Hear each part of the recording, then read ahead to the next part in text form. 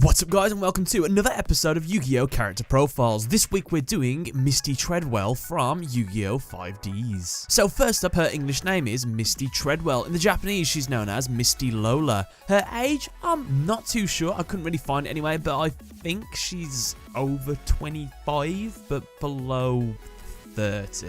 That's my guess. Her anime debut was in Yu-Gi-Oh! 5Ds episode 29, Good Cop, Bad Cop. And here are her wins to losses, and here is her duel score. A quick gist on the character. Misty Tredwell was a fashion model who had the ability to read someone by gazing at their facial appearance. She was also a member of the Dark Signers, and she had the Lizard Dark Mark. Although defeated and presumably killed, she was returned to life following Goodwin's defeat. So, Misty is an elegant and tall woman with light blue eyes. She has long black hair which is parted by bangs. As well, she had a notable feature of having a gem tied to her forehead. Her outfit consists of 2 necklaces, an elegant dress of green, white and yellow, and strap-on high heels. On formal occasions, she wore an elegant red dress. As a Dark Signer, she wears the black robe of the Signers, accented with green stripes to match her corresponding Earthbound Immortal. On her face were marks that resembled inverted wings.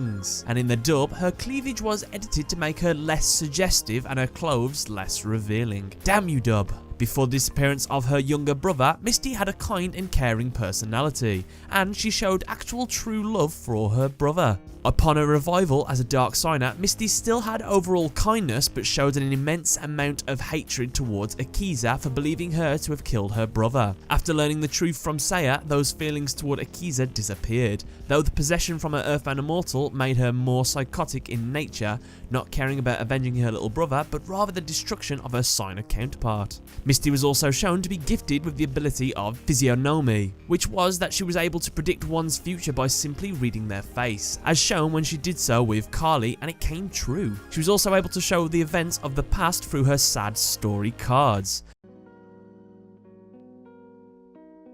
So, on her birthday, Misty received a red and gold locket from her brother, Toby, with a picture of them both inside. Having learned of Akiza Izuniski's psychic powers just like his, Toby told Misty how he would like to visit the Arcadia movement. Unfortunately, Toby was killed during one of Saya's tests. His body was later found at the Daemon area and caused Misty to believe he had been killed by the Black Rose. In the dub, Toby was sent to an unknown facility where he failed to meet Saya's standards.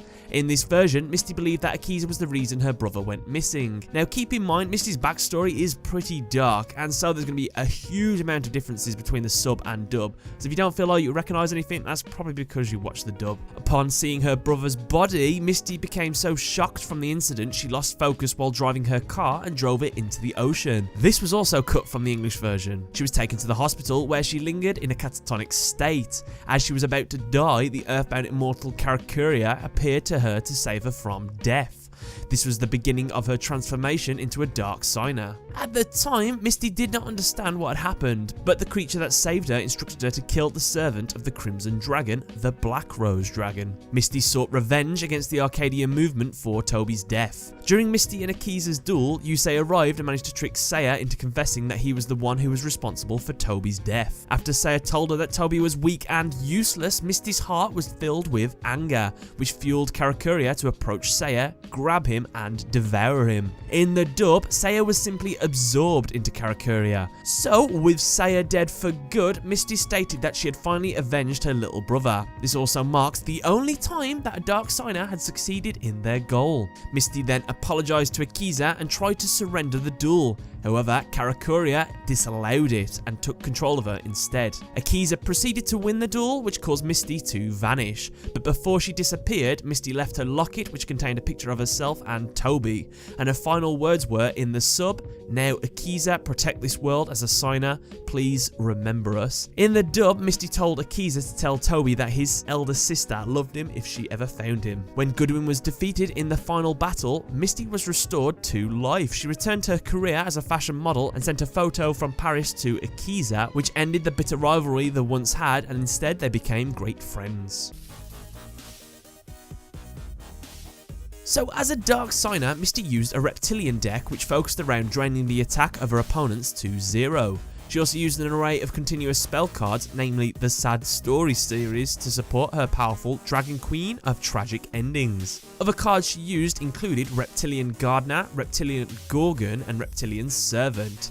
As well, her deck was primarily spearheaded by her powerful Earthbound Immortal, Karakuria. And with that, guys, that's another episode of Character Profiles done. Let me know what you thought in the comment section below. Don't forget to leave a like, favorite, and subscribe. And thanks a lot for watching.